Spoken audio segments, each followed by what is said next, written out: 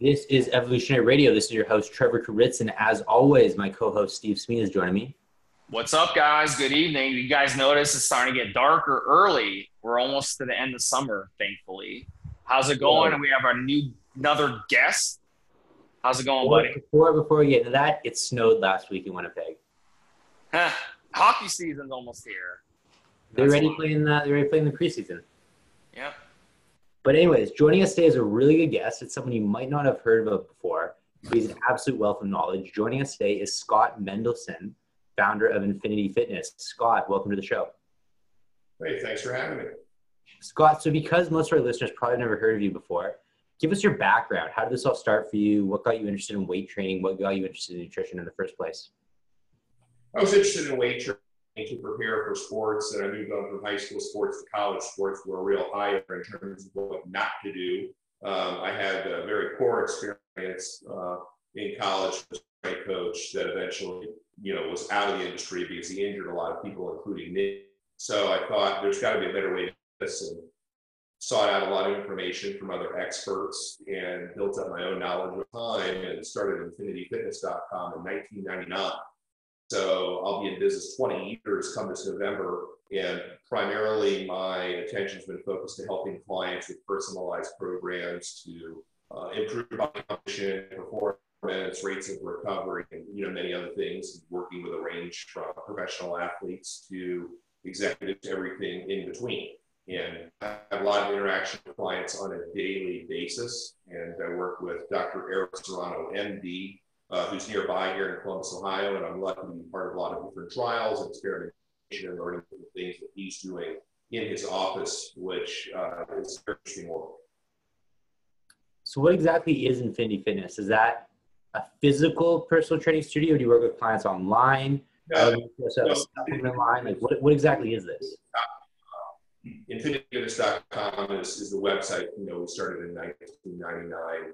And proud of what we've done in terms of content with our video logs, things of that nature, built up a lot of good content over time. So it's become a place for a lot of people all the way down from the end user to many other trainers, strength coaches go to, watch videos that Dr. Serrano and I do on a regular basis. But no, I don't operate a gym. I do need clients in certain situations when I'm traveling. Some of them come to see me, but the, 40 or 50 hours a week of meeting people in the gym and doing the hour-by-hour personal training is something I haven't done for a long time.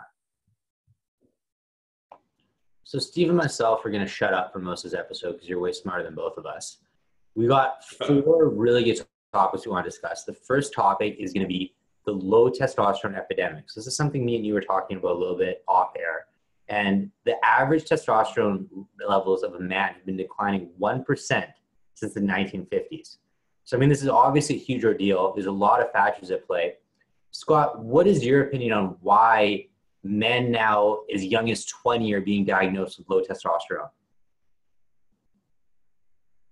Terrible diet and lifestyle. The food supply is not as nutrient dense as it once was. A lot of people are eating junk foods that are screwing up the hormonal profile. They're getting a lot of environmental estrogens. A combination of a lot of things. I think you could also look at that young people are not exercising as much as many school systems are cutting back.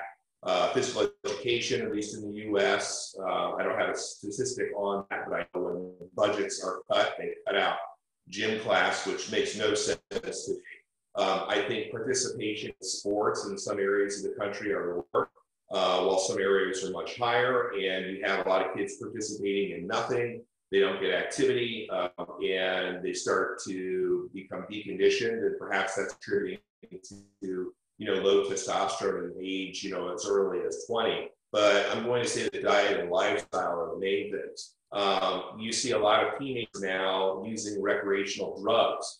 And, because some asshole on Instagram says it's good to smoke marijuana, it can increase estrogen levels. It does not have a good impact on the hormonal profile. I'm sure that there are many medicinal reasons to use, marijuana, for example, but that's not the case for, those teenagers who are doing that. Alcohol abuse is another issue that I think messes with the testosterone to cortisol ratio.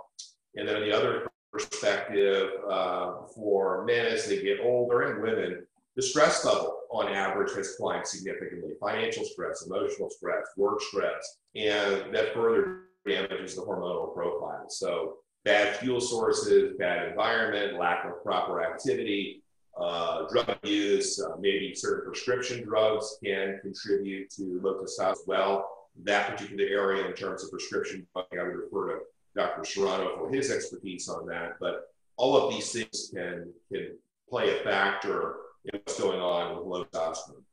Do you think too it could be technology in terms of like video game use, social media? Like it just seems like, you know, we can't get away from our phones, and the younger generation especially, they're like addicted to this shit, and they've developed this ADHD, like this addiction to porn, the addiction to video games. I tried to get my nephew to go to a football game and sit for 3 hours, and like at halftime, he's like, "I'm bored. I want to go home." I tried to take him fishing, and he's like, "I'm having fun." 15 minutes later, he's like, "I'm bored. I want to leave." It's just like this. Their brain is functioning so differently. Do you think that may have a effect on the way their body is operating as well? It's possible. They're getting less activity than what, you know, a kid should, in my estimation. They're playing with their phones. They're playing on video games to where maybe 20 years ago they were playing outside with their friends. I think also one of the issues is a societal attitude. It's hard being a macho kid. There are some educators perhaps, or some other people in the community that tell kids don't be aggressive. You know, everything's a trophy, you know, and whether you're in 19th place or whatever. So perhaps when some kids are less competitive, there's less drive to achieve. They're not as motivated, and maybe that impacts testosterone as well as that age. But certainly the electronic excuses people have that are tied up with that is not helping, that's for sure. Scott, give our listeners some mitigation steps. So if someone listening to this podcast is suffering from low testosterone, obviously there's the obvious things, like if they're smoking pot, to stop doing that. If they're drinking, to cut that back. But when you say diet, how should they improve their diet? Because the problem is a lot of people are very clueless on like what they should actually be doing. Dietary fat intake from the right sources is very important for natural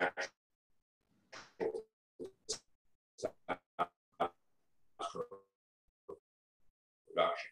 So shift all that to a diet with more organic dietary fat sources, from organic protein sources. You know, steak comes to mind as a good one, extra virgin olive oil, nuts, avocados, things of this nature. Good dietary fats help to support natural testosterone production. And as you shift up dietary fats, decrease the carbohydrates from sugars and refined foods, the body responds very well to that. And protein sources, whenever possible, organic is really ideal. And what you have to understand is that organic protein sources, if you have a cow that is given estrogen to make it fat because it's going to sell for more at auction, well, the residual estrogen is going to be in that meat that you're consuming.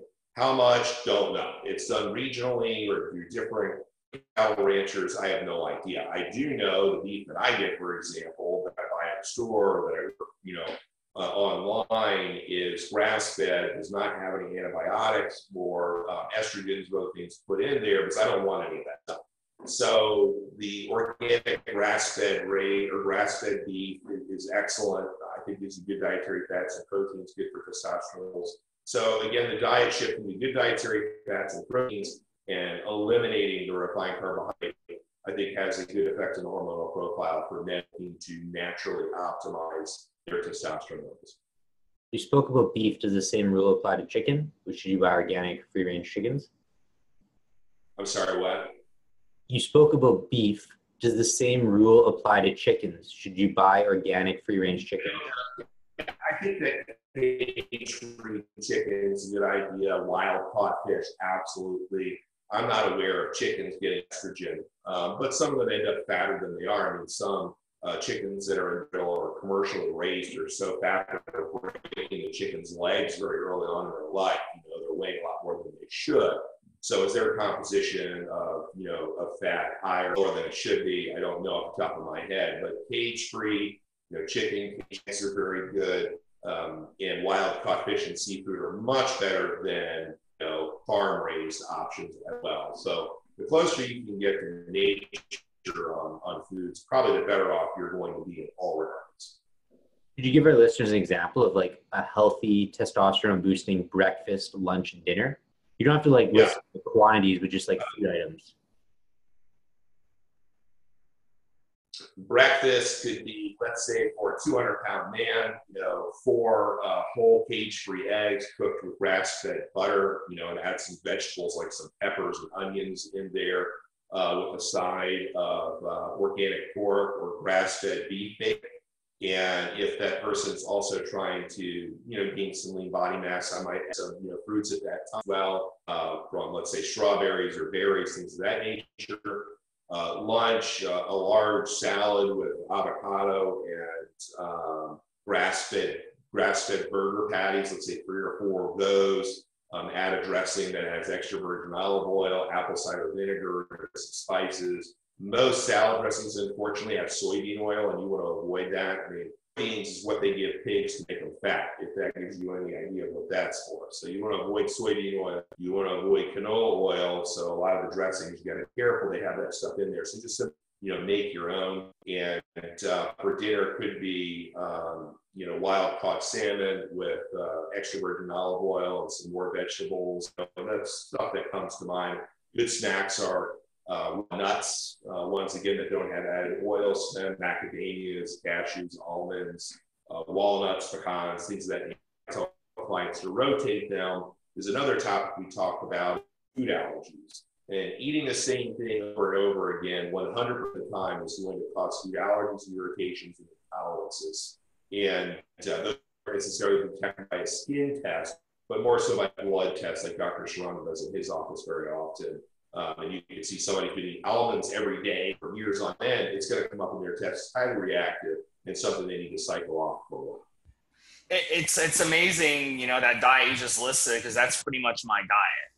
It's whole foods. It's stuff that there's no, ingredients in a nut, a raw nut. But if you get nuts in a package, it's going to have added oils like soybean oil, for example, hydrogenated oil, all that shit. Mm-hmm. If you go eat at a buffet at a restaurant or eat restaurant food, they're going to add canola oil. They're going to add preservatives. It's not going to be hormone free. But if you actually go and you buy organic or you catch your own fish, you know what you're eating. You know what you're putting in your body. And that's amazing. That's something that I've turned to, just a natural whole food diet. I will admit, though, that I will on occasion have like a donut or something. Very rarely, maybe once a month. That's my little treat. But, for the most part, you want to stick to whole foods like you were saying. Let me ask you this, though. In terms of cooking, what is the best oil to use for cooking? Is it going to be your coconut oil? Is it going to be extra virgin olive oil? I'm not talking about like being a chef here. I'm talking about for health reasons. What should I be cooking with at home?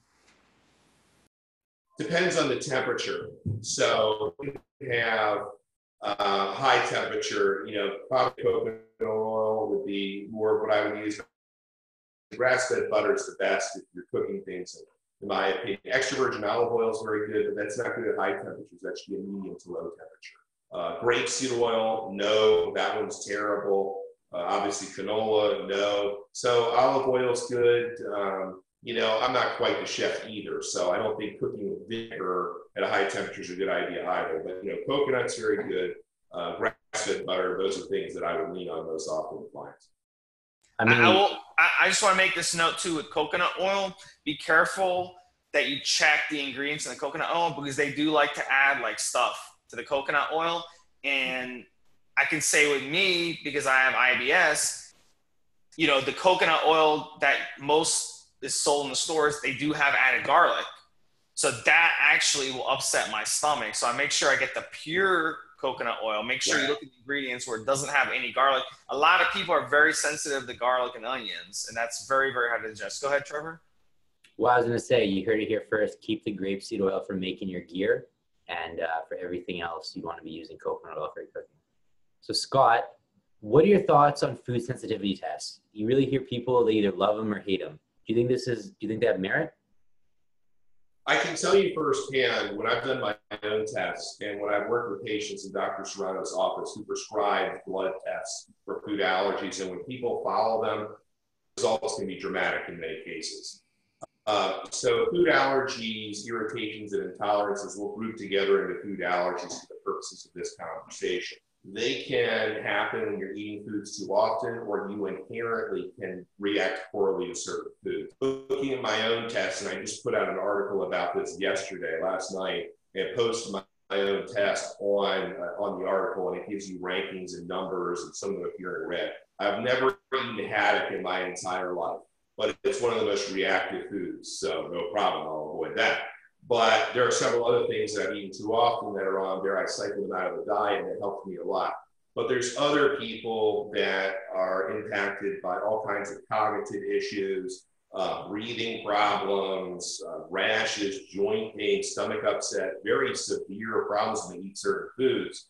Until they get a blood test to kind of say what's going on, you don't know. You can take a journal and guess on a lot of things, but when you run a test and there's hundreds of foods, including spices, things, having that's very important. So the right test for the right situation, yes. When you talk about skin tests, they seem to be best protecting things that cause anaphylactic shock, which is important, right? For people that have those situations, don't mess around. But those skin tests do not tell the whole story on allergies that may be less profound, like when we're talking other foods causing the symptoms I just said. So yes, I do think that food allergies testing in terms of blood testing by the right companies, ALA-test is one that Dr. Serrano uses very often, he uses others. That one has produced very good outcomes for patients when they follow it. This is one of the reasons I don't love food sensitivity tests, is because a food sensitivity is an IgG antibody. It's not an IgE antibody like a food allergy. So a food sensitivity is basically you eat this food, you're not totally allergic to it, but you have an IgG antibody, which basically your body goes like, hey, what is this foreign subject? And it's an autoimmune response. What I personally think might happen is I haven't eaten a Brazil nut in probably 2 years. I don't have anything against them. It's just they're not really readily available in Canada, and I don't want to spend $20 on a couple ounces of nuts, right? So if I ate that and then did a food sensitivity test, I would think that my IgG antibody count would be high because my body would be like, whoa, what is this foreign food that we just ate that we've never seen before? But I might not necessarily have a food sensitivity to it if I continued eating it. What do you think about that? And again, this is just something I've thought about myself. I don't have any literature to back this up. I think eating anything too often, you're going to end up with some kind of poor reaction to it. So, if you're eating Brazil nuts for every day for weeks on end, it's a matter of time until it becomes a problem. And, when it starts to come in and become more of an irritant, the immune system has to kind of deal with it. It distracts the body from doing a lot of the things that you want it to do. That's the way I would look at it. In terms of the different responses, it can vary across the map. There are some people that even a hint of, let's say black pepper makes them go wild. They immediately start to have a response with overheating and breathing and things of that nature. So I can tell you can test 100 people, they can all have different results, and it could be more or less profound for different people. I don't know. But when there's been a background of problems that are hard to solve with traditional methods, and Dr. Serrano has done the food allergy testing, and they've got the whole list, and he said, all right, avoid this, and they've done it, it's produced very good outcomes. That I know. But it may not be necessary for every person. I think it's necessary for people that have some difficulties of different varieties that need to be solved. That's the best way I can put it. I don't generally recommend it for clients. I have other things that I do with food rotations that help take care of those issues before they become problems, eating the same things all the time. I just want to say, it's just fascinating to me how complicated people make food, because what you're saying makes perfect sense, because there's a reason watermelon, is harvested in the summer, but not in the winter. There's a reason Oranges are harvested in the fall, not the spring. There's a reason that the mackerel run in the fall and spring and not the winter or summer. You know, over time, human beings have always eaten food certain times a year and then not eaten food certain times a year. But now it's like we want to eat the same thing every day. We're not cycling our foods. And it's like historically, the way we evolved is we always cycled our food. So what you said earlier about eating the whole foods, the hormone-free foods, the natural foods, and then cycling your food, this isn't rocket science, people. This is the way we evolved to eat. And it's in our DNA to eat like that. Every animal on earth that's wild eats just like this. And then when they're sick, they don't eat. You know, they fast. And that's another thing that we don't do. Can you talk a little bit about fasting? Yeah. Well, so you made a good point. You know, foods were available in different seasons that you eat. And so naturally they would cycle out of the diet because they weren't available at certain times. Well, something else we were meant to do was eat 6 times a day. You know, and this is one that drives Dr. Serrano nuts. You have a bodybuilder comes in the office like 6 times a day. My stomach is killing me and having all these problems. Well, 2 of the 6 meals are whey protein, which it's just a matter of time to the highly concentrated dairy ingredients screw up the digestive system because of the allergies, irritations, and intolerances. Then you pile on that. People eating too often, they start to deplete their digestive enzyme levels. The digestive system has to work too hard. And while somebody can get away with that maybe in their 20s, when they start to cross over into their 30s, they're starting to have some big problems. And that's something he sees very, very often. So we weren't meant to eat 6 times a day. I think at the most, 4 times a day may work, and that wouldn't be all year round. So I do like fasting protocols. What do you want to call it? I call it flexible fasting because there's so many people hijacking intermittent fasting or this or that type of fasting. I gave up trying to keep track of all these people and all of their, different agendas. But fasting protocols, I think, are smart. There's definitely a lot of evidence in the literature that would point to benefits it has with insulin sensitivity, helping the body detoxify, helping to lower body fat levels, and many other things. So when you're fasting, it's kind of interesting. You put people on a fasting protocol, well, they're eating their allergens less often. So they're into like a 12-hour fast and all of a sudden feeling better. Well, part of the answer is they're not eating the yogurt they've been eating for 10 years, first thing in the morning as their breakfast because the commercials tell them to do it. You remove those things, so all of a sudden they're fat past breakfast and they feel better than usual. Well, part of it is they're not eating things that are irritating them. That's not rocket science, So I think that would be on the same wavelength as to what we discussed, some common sense approaches. Scott, though, what would you do for a big professional bodybuilder? Let's say someone who weighs 250 pounds with an extreme amount of muscle mass who requires a huge caloric intake. How would they be able to get their calorie intake in just 3 or 4 meals a day? I think that if they shift a lot of their intake to dietary fats that are more calorically dense, and they're doing in 4 meals, that they can still actually add weight. I think part of it becomes too, using digestive enzymes to support digestion, like the EZ14 that Dr. Serrano developed has been really good for the past 2 months that it's been available in terms of helping people trying to gain lean body mass utilize more nutrients in fewer meals than what they were doing before. And there's some debate. Look, I know if you were to ask a traditional bodybuilder, they think they need so many calories. Well, calories are one factor of many.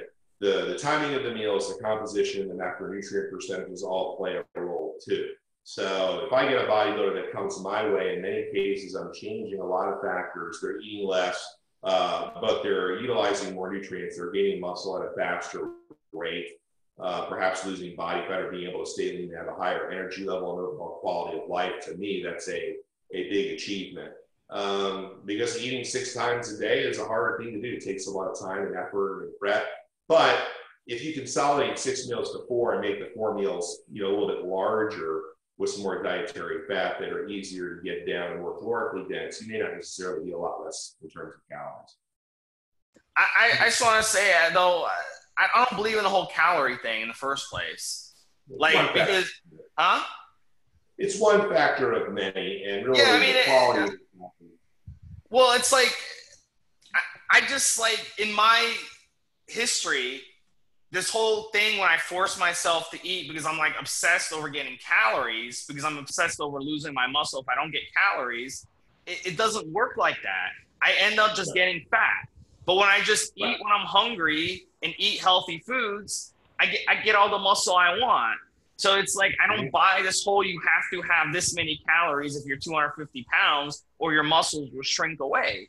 And this whole calorie in, calorie thing out, I think is the most bastardized thing in existence. And we can thank diet coaches for that, because diet coaches love sitting a person down and be like, okay, you're 250 pounds. Let me do the calculations. Yeah, you need this many calories a day to gain muscle. You need this many calories a day to lose fat. And it's like, it doesn't work, you know, like I don't see it working on me. I don't see it working. I have clients that come to me and they want me to map out their macros. I say, look, I don't do that. I don't map out your macros. I don't care about your calories. I just care about meal timing, what you're putting in your body, you know, how often you're eating. That's what I care about. Like, is this something that you believe in, or are you kind of like on more what Trevor's saying? I don't assign specific numbers of calories to clients. You know, that's just one factor that's going to end up, you know, being an issue, because they're so obsessed with calculating this and calculating that, where the focus needs to be on the meal timing, the food combinations, you know, and the amounts. Some of them amounts what they're supposed to eat. But many of them are pleasantly surprised early on in the process that they can reduce their stress level by not recording every little thing or worrying about calories, and, you know, focusing on eating the right things, the right proportions and timing. That yields a much better result. But you do have some people in this industry that believe it's a scientific equation for each person. Well, my response would be, how on earth do you calculate what each individual person is burning or needing on a given day, unless you're traveling with them to see what they're doing mentally, physically, and all that? I mean, that's just, you know, it's a traditional source of looking at things. And here's something that Dr. Serrano said at many conferences that really pisses people off, and he likes to piss people off. You know, you have a group of nutritionists, and he says to them, what's the difference between 100 calories of Lucky Charms cereal and 100 calories of broccoli? They're both carbohydrate, right? And some of the nutritionists say they're the same. And he says, you're an idiot. And they really, and he's like, if you're going to tell me that you went to school and you have an RD or whatever letters by your name, and you believe that 100 calories of broccoli is going to produce the same hormonal response as 100 calories of Lucky Charms, you are a complete and utter idiot. And some of them get up and leave, but more of them stay and listen, because like, maybe this guy's onto something, not because necessarily he's an MD and he outranks them, but from the practical experience he has helping a lot of people and producing great outcomes. So calories are one factor of many. They're not the overriding factor of success in my mind. There's many other things that have a greater impact on the bottom line result. Steve, just for the record, I think calories matter, but like Scott said, calories are just a small piece of the puzzle. I mean, I think knowing your calories, knowing your macronutrients are important, because then you have a general idea of, okay, I'm eating roughly 40% fat, 40% carbs, 20% protein, or whatever, so you can make adjustments. But the calorie nutrition on food labels has a 20% error. And I mean, every day you're going to be slightly more active or less active. So I mean, like, it's one of those things you have to take as a grain of salt and kind of take it as like a big picture approach. But I agree, what those calories are made of is more important than the calories themselves. Because kind of like, if someone's TDE is 2,500 calories, they need 2,000 calories of butter. On paper, they should lose body fat. But I mean, in a real world sense, they probably just look like crap. So I mean, what those calories are made of is actually more important than calories. But I do think knowing your calorie intake is just as a general idea is smart. Scott, talk to us about fat cell cleansing. We are all born with billions of fat cells. We can gain more by eating the wrong things, such as fried foods fried in corn oil. but we can't get rid of the ones we have. So many people throughout their adolescence or other points in their life actually increase the size of their fat storage warehouse quite substantially by eating the wrong things, French fries, fried chicken, and a lot of other packaged goods, as well.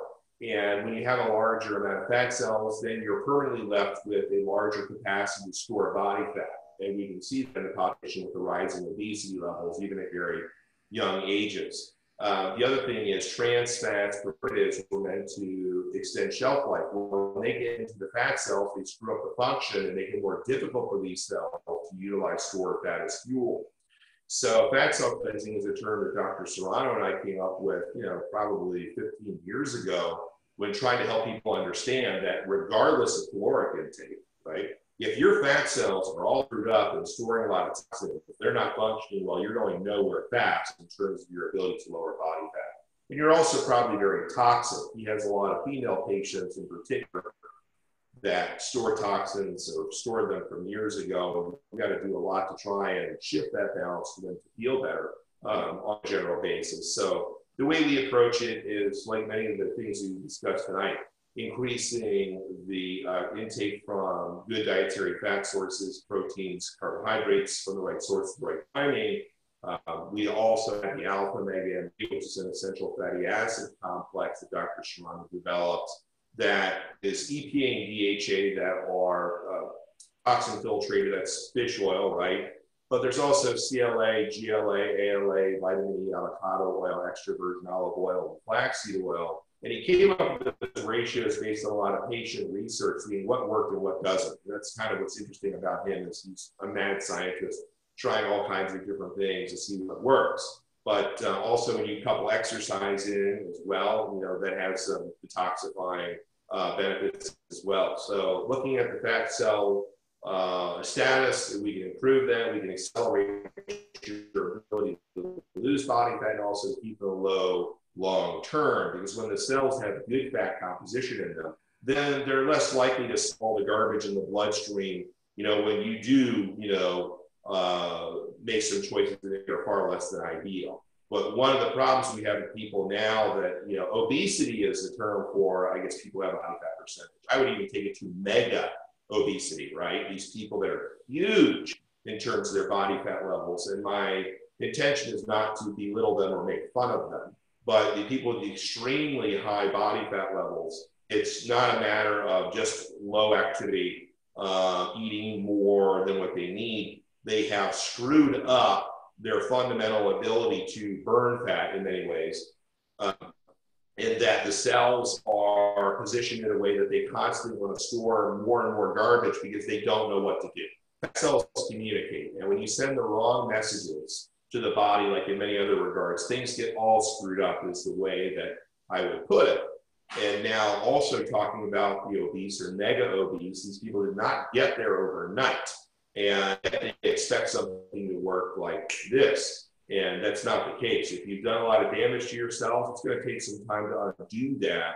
And you have to be patient so that you can drop body fat levels and get the cells back in proper order. It's really interesting. What are your thoughts on things like sauna for detoxification? Yeah, I don't have a lot of experience with it, but there seems to be some evidence that it can work. How much does that help in the overall equation? I don't know. There's infrared saunas that, I've had clients have done before, and they found it to be good for a lot of reasons. I'm not against it. How much does it help in the overall equation? My estimate would be is that it's not as large as what's going to be done with the diet in terms of your ability to correct the fat cell function in itself. That's my theory on that. I don't have data to support that claim in particular, but diet impacts a lot of things. I mean, that's how things, get in the right direction. And supplementation, the alpha mega has been very, very good for that purpose. So what should someone who's obese, because let's face it, the last thing I saw in the United States said that the majority of people, over 50%, are at least 30% body fat. And I believe that. I mean, just go to Walmart and look around at people. So, or go to a football game or go anywhere where there's middle-aged men. Everyone has a fucking gut. So what should people do who are listening to this right now? And I'm the type of person, I don't blame the victim. If a fat person walks into my gym, I'm not one of those people that points at them and be like, it's your fault you're fat. Because it's not their fault that they're fat. It's the bullshit that you talked about at the beginning of this podcast that's out there. It's the advertisement. We see advertisements every day for pizza, Gatorade, sports drinks, sugar, Subway, all this shit. Every other commercial is garbage food. And they try to tell us that that's healthy. They try to tell us Subway is healthy, Gatorade is healthy, all this shit. So it's not their fault. So what can a fat person do right now to kind of turn their thing? And is there a book they should be getting? Is it something else that you can think of that they can get on the right direction? I can't think of one book in particular. I'm sure there's some very good ones out there. I'm guilty that I don't review all of them. That would keep me busy all day. I do think they want to find somebody they can work with that can give them proper advice on strategy. Strategies are important. Working hard and smart is important. Working hard is not enough. If you're doing the wrong things, you're going to frustrate yourself and not do well. Certainly, I field emails and phone calls from people on a daily basis saying, I need help. And I send them different files, like the 21-day fat cell cleanse is a nutrition file that I send to people with no strings attached. And if they want to follow it, great. If they don't, then all it was is a PDF file, and I'm happy to send it to them. That's something that I do on a regular basis, is try to educate people with videos that Dr. Serrano and I have done to give them good information. But you made a good point. The advertising landscape is pushing inexpensive, terrible food choices because that's where the profit centers are for many of these businesses. You're not going to find any fast food restaurants that are making money on organic foods because the whole equation shifts for them. So yes, people, it's in their face all the time, what's easy and what's convenient. In terms of what to get, and unfortunately, the food supply is getting worse. I think you have a small percentage of the population that's educating themselves and going a long way to making good choices, but a larger percentage is very apathetic to just doing what everybody else does. My cousin's super obese. I'm on my way there. It's socially acceptable. So let's go to the drive-thru just like everybody else does. And, that's what I'm settling for. And instead of going to the gym, I'm going to play video games and put on a happy face. Like, I like the way I look, when actuality I don't, but it's socially acceptable so that I can do it. So, I would say in 1950, there were a lot less obese people for different reasons. Certainly the food supply was better, but it wasn't socially acceptable to be obese. And I think now, is people are just kind of like okay with it. And again, I'm like you, I don't belittle people or make fun of them because they're obese. I mean, that's not the right thing to do. But some of them have taken on a thought process. Well, I look like everybody else. I'm me, I'm happy with who I am, and that's what I want to do. A lot of people will say that, but that's not the truth. I get phone calls pretty often, people crying on the phone. I don't like the way I look. They send me pictures where they're smiling, and this is me, but this is just, a show that I put on for people. And I hate the way I look. I hate having to climb upstairs because I feel sick all the time, and this and that. And people finally have to kind of put their foot down and realize they didn't get this way overnight, and they're going to have to do a lot of work to undo it. But where there's a will, there's a way. People, I've helped, some clients, not a lot, get from that mega obese back what I would call more of a normal body fat percentage. It takes a long time and a lot of work. But the key is not letting get yourself to that point. Would you agree that the longer that you're obese, let's say you've been obese for 15 straight years, you weigh 300 pounds for 15 straight years, that it's harder to drop that weight versus someone who was skinny for 15 years and got fat for 2 years? Yes, because the longer you're at a obese state, the worse your hormonal profile is going to be, the worse your digestive system is going to be. And then fat cells, as we talked about, the more and more you pile in terms of foods fried in corn oil, which are like every fast food joint in the U.S. and probably Canada too, and other places, the worse that cells get collectively, the harder it's going to be to undo. So yeah, you're exactly right. The longer they've been in that situation, the harder it is to reverse. So you really have to, balls to the wall, change your whole diet lifestyle is the way I like to call it. And I'll give you an example. In the 50s, you bring up the 50s, very few people were obese. Well, in the 50s, people only ate 2 or 3 meals a day at most. Now people eat 6, 7 meals a day. They snack. Like when I was a kid growing up in school, we had lunch. That's it. We went to school and we had lunch and we didn't have breakfast or snacks. Now they tell parents that they have a snack break, they have lunch, they have another snack break, and then they have an after school program where they bring pizza for the kids. It's like their kids are eating 6, 7 times a day. And it's like people believe the bullshit that the more you eat, the stronger your metabolism is. I'm not sure who came up with that bullshit, but they should be hung by their balls. Okay. Every time I hear a personal trainer or diet coach say that to someone, they should be hung by their balls on the spot for lying to people. Well, okay. What that person said, Steve, is actually true because there is a thermic effect of food. Every time you eat, your body has to digest that food, which is very metabolically demanding on the body, but you're still taking in calories. So it's not like eating is the equivalent of going on the treadmill. It's like, yes, you burn calories in order to digest that food, but you're still digesting that food. So you're still in a caloric surplus at the end of the day.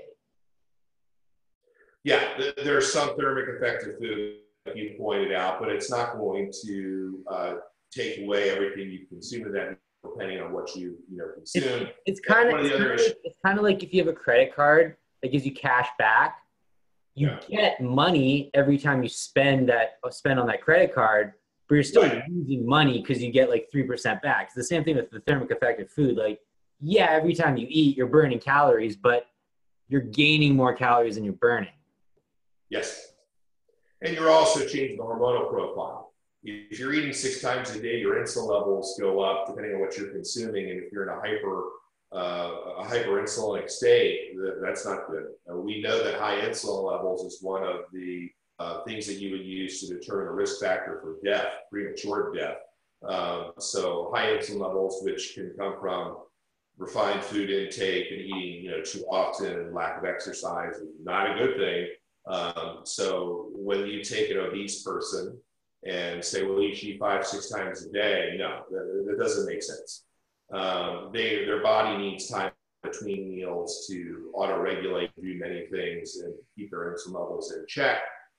So if somebody tells you this is what this person told me to do, and say, well, I have a fundamental disagreement with that person and I'm not here to negotiate. So if you want my advice, I'll give it to you. If you're going to half-ass it and combine it with somebody else, I don't do that because it doesn't work. The model of 5 or 6 times a day with snacks in between or whatever, no, I don't see that working well for a majority of people. And also adrenaline. I've done prolonged fasting. My adrenaline and blood pressure is up during my prolonged fast, not down. So if you want to make that argument that eating more often speeds up metabolism, I would counter argue that eating less often speeds up adrenaline. So you're counteracting any type of metabolism difference by when you're fasting. And that's something that people don't realize unless you actually fast. And I have blood work to prove that. And I've done prolonged fasting and I've logged it and I've gotten blood work and I've done everything to prove that that's actually true. So the whole eating more often, Trevor, raises your metabolism and raises your adrenaline is false. It's actually the opposite.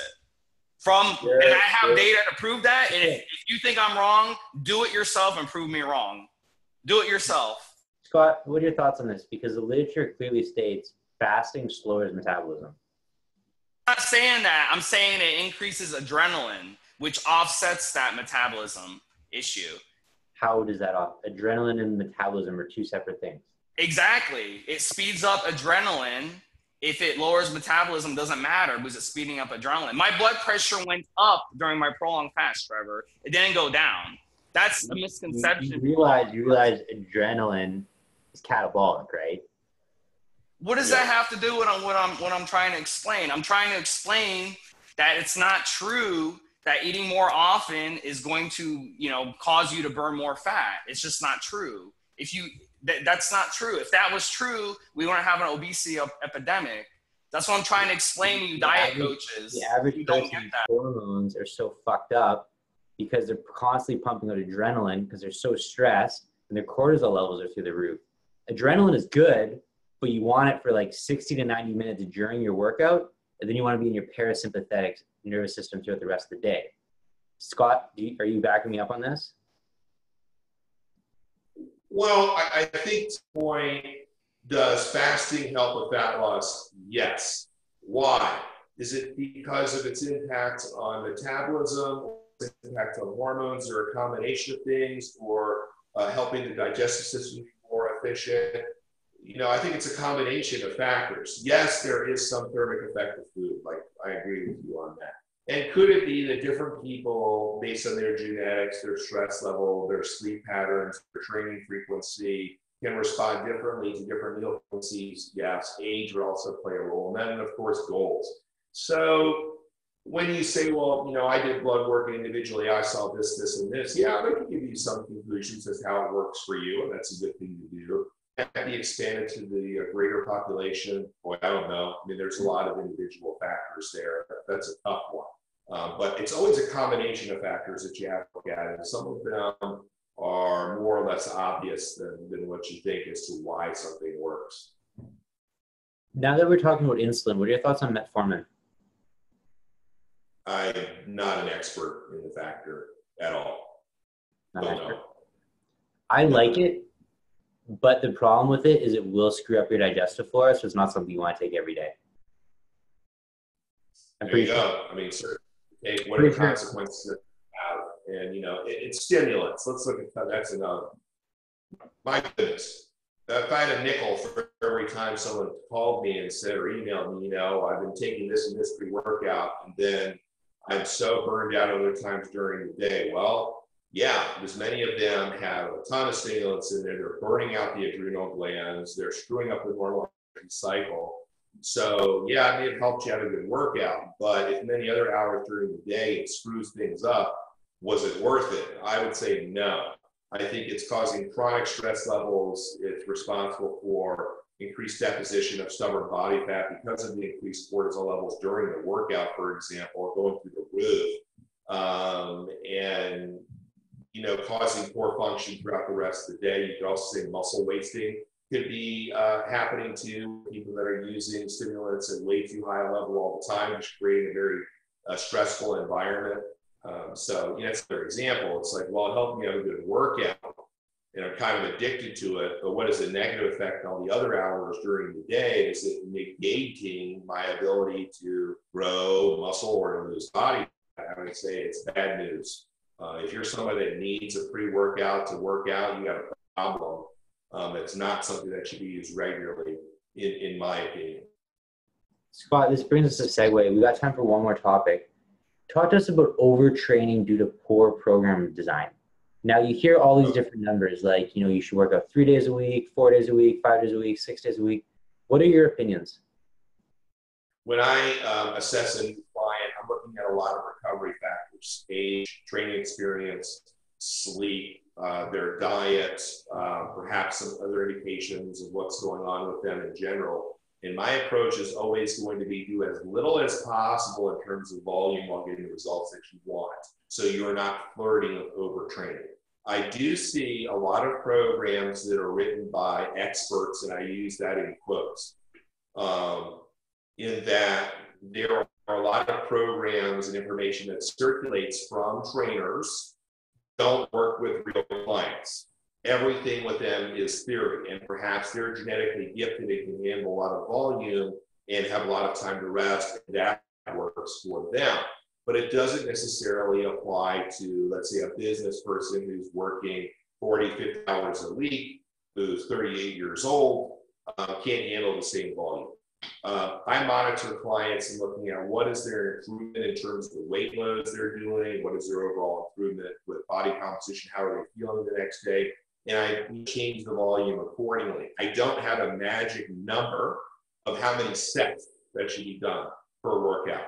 I think that most people, let's say if they're trying to lose body fat, need 3 weight training workouts somewhere around 40 minutes or less, being very efficient, and 2 fat burning interval sessions per week that are 30 minutes or less. You know, that's something I found to work well. That could be for somebody who needs a little bit more or a little bit less. For somebody that's trying to increase muscle mass, I think 4 workouts per week is more appropriate. Maybe 1 functional session where they can get some good muscle stimulation and also conditioning at the same time. But again, this varies for a lot of people. I also look at, you know, what supplementation do they have pre and post workout, you know, available to them as well, impacting the volume. But a lot of people that are, let's call into training, you know, people listening to this podcast, people that are looking at a lot of information, they're hiring coaches, a lot of them are overtraining. And they have a hard time recognizing the symptoms. They think more is better, and they're in a chronic state of overtraining, and they're not getting good results. They eventually start to get injuries, joint problems, muscle imbalances, start to see some decline in performance and low testosterone. I mean, if you want to see an equation for somebody to lower their testosterone, well, overtrain. And the testosterone to cortisol ratio is going to get way out of whack. But that's something that Dr. Serrano sees fairly often is people that come in, I'm doing this right with my diet, I got this great trainer, and I'm in there 6 days a week, why aren't I getting better results? And often one of the easiest things to fix is the overtraining, and you tell the trainer, listen, my doctor says I need to do this, and reduce the volume. And in a lot of cases it works well, the trainer won't cooperate, they need to find a new trainer. How would one of our listeners find out if they're overtraining? Is there any tests they could do, or do they just have to be in tune with their, like? I don't think they need to go to the extent of doing a blood test, looking at their testosterone to cortisol ratio. It's just a window of what's going on right then. Or they could do one of these, you know, saliva tests over a series of days to collect cortisol. I don't think you need to do that either. I think you need to look at what have your results been. Have they been good? Have they not been as good as you would like? What are your fatigue levels, you know, the day following? Are your weight loads going up? Somewhere in the equation of weight training for people that are trying to improve body composition, they've lost the understanding that getting stronger equates to more lean muscle mass. And it's like, well, I need to do all these sets. I don't get stronger for weeks on end, but I'm doing a lot of work. Now, if you cannot incrementally increase performance over, let's say, a 6-week period, I highly doubt you're gaining any muscle mass. That's just my observation. So if you're not gaining strength, something's going on, and one of the first things I would do is lower the volume. Again, I would also look at the diet, recovery, supplementation, other, you know, aspects as well. But let's say that's, you know, out of whack. I mean, I had a client I spoke to today. He's a Fortune 500 executive. He works some weeks 80 hours. He can't work out for an hour 5 times a week and recover from that. That's just not going to happen. So right now he's doing 3 days a week at about 25 minutes. And that's what's working for him. And it will produce some result because that's the situation. He's not going to quit his job. His job is more important than training, as it should be. But at different parts of the year, his volume can be different based on the scenarios that we're dealing with. But if he gets a good result at 25 minutes 3 times a week, why do I need to increase it? Just for the sake of making myself look smart or giving him more value for his dollar by having longer workouts? That's a broken equation. But, you know, again, when people are listening to this podcast, when you are assessing a trainer, is that person producing good results for clients like you? Not like him, okay? If he's a professional bodybuilder, good for him. If you're an accountant and you're 42 years old and, you know, your objective is to improve your body composition and your quality of life, understand that you're not doing what a professional bodybuilder does. There's no connection whatsoever between what their program volume should be and yours. And if your trainer can't point to results he's produced for clients in your situation, that's not a good sign. You know, that's just something that I throw out there for people is you and I exchange by email. There's all these people on Instagram with their shirts off that all of a sudden are experts. Well, I got news for a lot of people. The people writing the programs are not the people in the picture. Okay, in some cases, I'm not saying everybody, but there is more fraud in this industry than perhaps anything else that I've ever seen. And I come across a lot of these people because when I get new clients, they show me programs they've gotten from other people. And I look at them, I'm like, this is awful. And here's another thing. A lot of these trainers give the same program to people, no matter what their situation. It's just copy paste and charge X amount for it.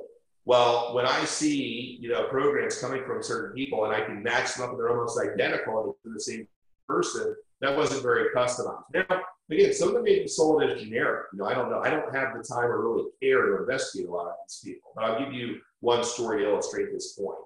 Years ago, I went to a conference and I had been reading articles by a certain person talking about how he was 6% body fat, how he was ripped, and it had been published by a pretty reputable online magazine.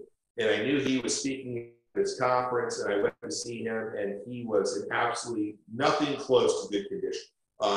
He had what appeared to be some physical ailments, just didn't look like a guy that trained at all. Yet he's up there presenting and all this shit he didn't understand. And he himself was not in the condition he claimed to be. Yet that's what led him to get a lot of clients. And I said to myself, well, maybe not all things are what they're supposed to be. This is about 20 years ago. So look, when you assess somebody and look at them, does it necessarily reveal all the information they have available that can help you? No, but you should really focus on what results are they producing for people that are in situations like yours and investigate a little bit more in terms of what you're getting.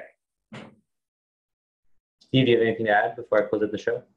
Well, I just want to say it's amazing, having this guest on because, if you guys listen to our prior podcast, there's a lot of cookie cutter information being put out. And this guest actually is giving you logical information that's non-cookie cutter. But if you really think about this, what he's been saying in this podcast, it's logic. It's human evolution. It's understanding the way the human body works. And it makes perfect sense. And it's something that we need more of. It's a breath of fresh air for me to hear stuff like this, because this is stuff that I've learned the past 20 years, and I've listened to the bullshit, okay? Which is, like he said, 99% of the shit out there is bullshit. You turn on the TV, it's bullshit. You read on forums, it's bullshit. It's all cookie cutter shit. So this is really good. I hope you guys really listen to this guest, and I really hope you look at his information, his websites and stuff, and really suck up the information, because this is good shit. What Scott did a really good job of is getting people to get their head out of their ass. And I mean, I see this happen all the time, is because the problem is we live in a society now where there's so much information, right? So you get this young kid, let's say he's in his first year of college, he gets a free gym membership to university gyms. So he's like, okay, I'm gonna start weight training, I'm gonna get jacked. He's on bodybuilding.com, he downloads some 6 day per week, periodized, pyramid, triple drop set workout program. This guy has never even lifted weights before. He had to watch a YouTube video how to squat to even squat, yet he's doing squat supersets with triple drop sets with pre-fatiguing the quadricep. And then, so he does this program for 6 months, and then he emails me, and I'm like, dude, your program should be like 5 sets of squats, 5 reps. Learn how to squat before you actually complicate things. You shouldn't be doing these fancy on your tiptoes, sissy squats, like, and that's what I love, Scott. You're telling people, like, think big picture with all this stuff.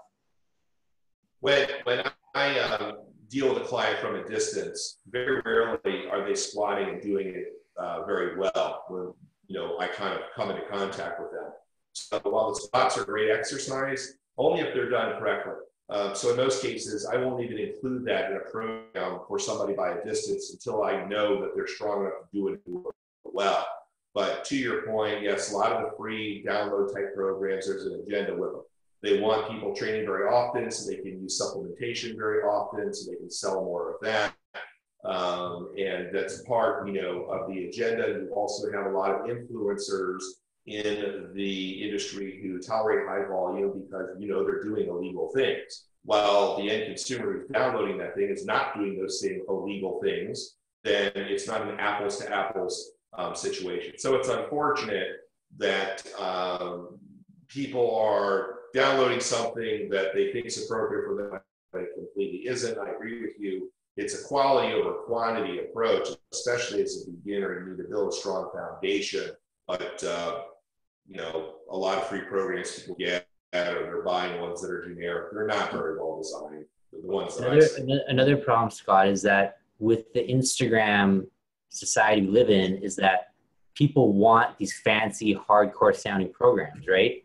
If you're on bodybuilding.com and there's beginner learn how to weight train program, no one's gonna click it because it sounds like it's for pussies. But if there's some hardcore muscle confusion, P90X, triple drop set, you're like, yeah, this is hardcore, this is sick, I'm gonna click it. Right? It's kind of like if I hired you for a program and I'm just an 18-year-old kid and you sent it back to me and it was like Monday, Wednesday, Friday, deadlifts, squats, bench press, bent over rows, pull-ups, 5 sets of 5. If you just sent me that, I'd be like, I got screwed. This guy ripped me off. But if you sent me some super complicated, you know, week 1, week 2, week 3, you're cycling the rep ranges, and this is the shock week. This is like, I'd be like, whoa, okay, this guy knows what he's talking about.